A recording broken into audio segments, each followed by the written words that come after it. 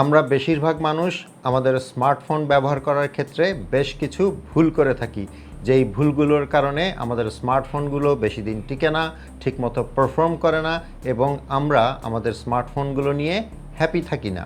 এখন আমি একটা একটা করে 10টা ভুলের কথা বলবো। এই ভুলগুলো যদি আপনি আপনার স্মার্টফোন ব্যবহার করার ক্ষেত্রে না করেন, তাহলে আপনার স্মার্টফোনটা অনেক দিন টিকবে, ভালো পারফর্ম করবে এবং আপনিও হ্যাপি থাকবেন। হ্যালো ভিউয়ার্স, আসসালামু আলাইকুম। This is Imrul and welcome to my channel.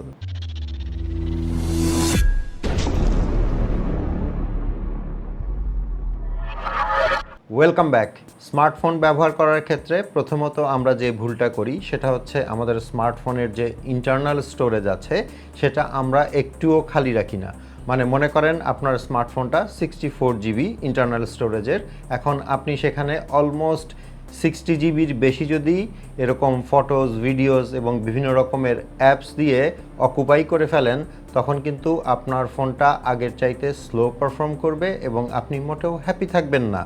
এখানে সাধারণ নিয়মটা হচ্ছে, আপনি যদি আপনার ফোনের ইন্টারনাল স্টোরেজের 40 to 50% জায়গা খালি রাখতে পারেন কিংবা তার চেয়েও বেশি জায়গা খালি রাখতে পারেন, তাহলে কিন্তু আপনার ফোনটা ভালো পারফর্ম করবে।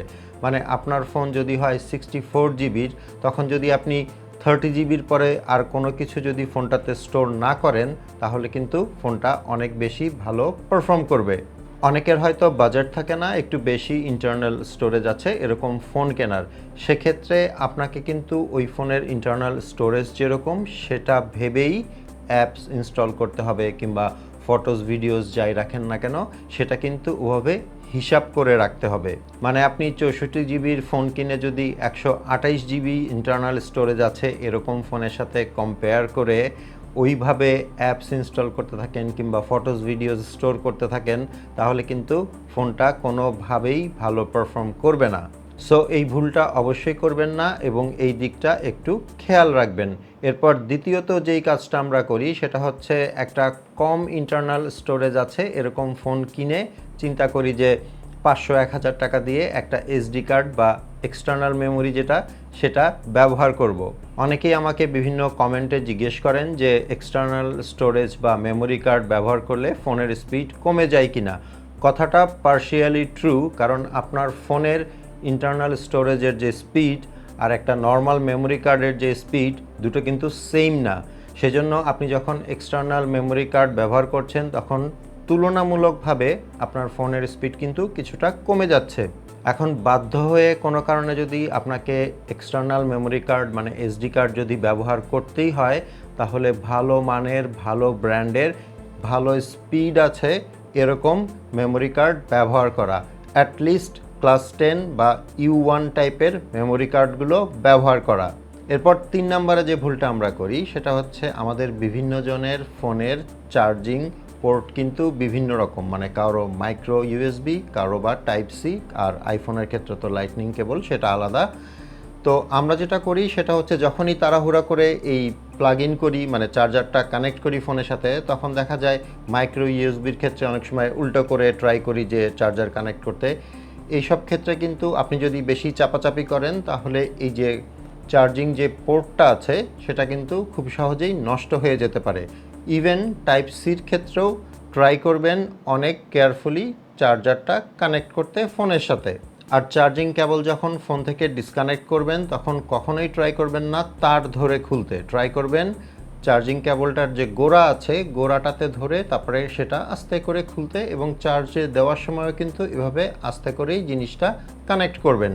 তাহলে সহজেই কিন্তু আপনার ফোনের চার্জিং পোর্ট নষ্ট হবে না। এরপর 4 নম্বরে আমরা যে ভুলটা করি, যখন আমরা কোনো অ্যাপ ইনস্টল করি তখন যেসব টার্মস অ্যান্ড কন্ডিশনস আমাদের সামনে আসে সেগুলো আমরা বেশিরভাগ মানুষই না পড়ে অ্যাগ্রি করে যাই। বাট এটা ঠিক আছে, তাদের টার্মস অ্যান্ড কন্ডিশন আমাদেরকে মানতেই হবে, কিন্তু তারপরে যেটা আছে মানে পারমিশন, অ্যাপটা আপনার ফোনের কিসের পারমিশন চাচ্ছে, আমরা কিন্তু না বুঝেই সেই পারমিশনগুলো অ্যালাউ করে দেই। ফর এক্সাম্পল, আপনি হয়তো একটা ওয়ালপেপার অ্যাপ নামাচ্ছেন কিংবা একটা রিংটোন অ্যাপ নামাচ্ছেন, সেই অ্যাপটা যদি আপনার কাছে ক্যামেরার পারমিশন চায় কিংবা মাইক্রোফোনের পারমিশন চায়, তাহলে কিন্তু ব্যাপারটা সন্দেহজনক। কারণ একটা ওয়ালপেপার অ্যাপ, যেই অ্যাপ দিয়ে আপনি ওয়ালপেপার নামাবেন তার কিন্তু দরকার নেই যে আপনার ফোনের মাইক্রোফোন ইউজ করার কিংবা আপনার ফোনের ক্যামেরা ইউজ করার। অতীতে এরকম অনেক রেকর্ড আছে যে এই টাইপের কিছু অ্যাপ আছে যেগুলো আপনার ফোনে নর্মাল অ্যাপের মতো করে ইনস্টল হবে, তারপর আপনার ফোন থেকে বিভিন্ন রকমের তথ্য চুরি করে নিয়ে যাবে। সো ফোনে পারমিশন দেওয়ার ব্যাপারে, মানে অ্যাপ ইনস্টল করার সময় পারমিশন দেওয়ার ব্যাপারে একটু সাবধান থাকবেন।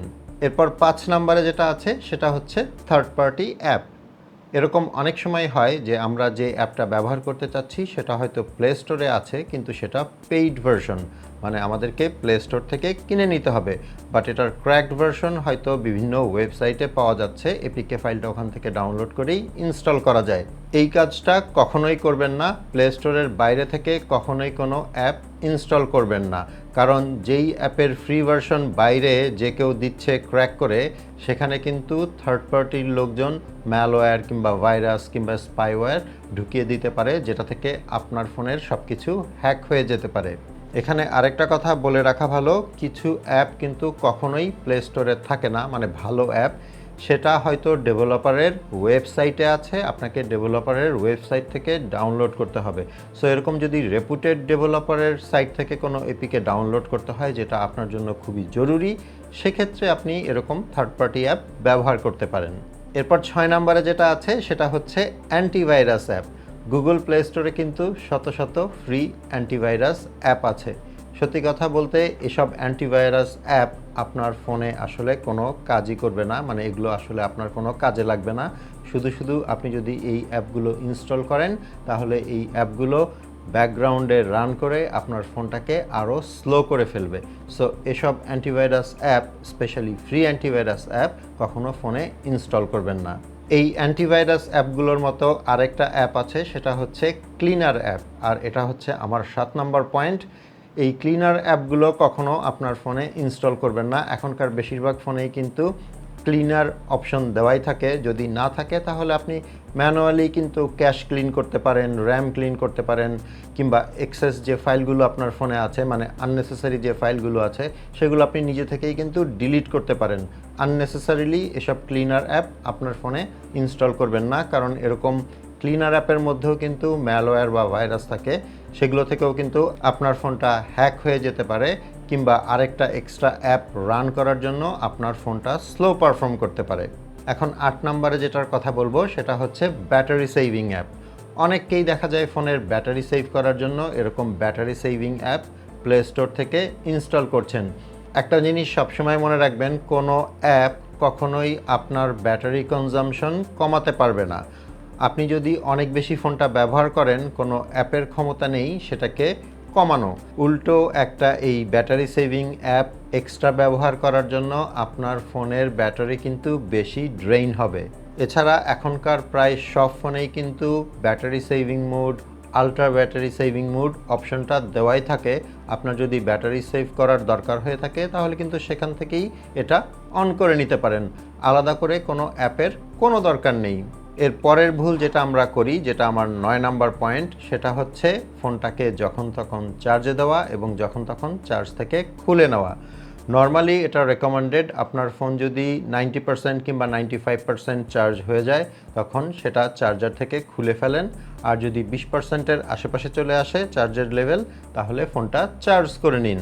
কিন্তু বেশিরভাগ মানুষকেই দেখা যায় ফোনটা চলতে চলতে চার্জ একদম শেষ হয়ে ফোন বন্ধ হয়ে গেলে তারপর ফোনটাকে চার্জে বসান।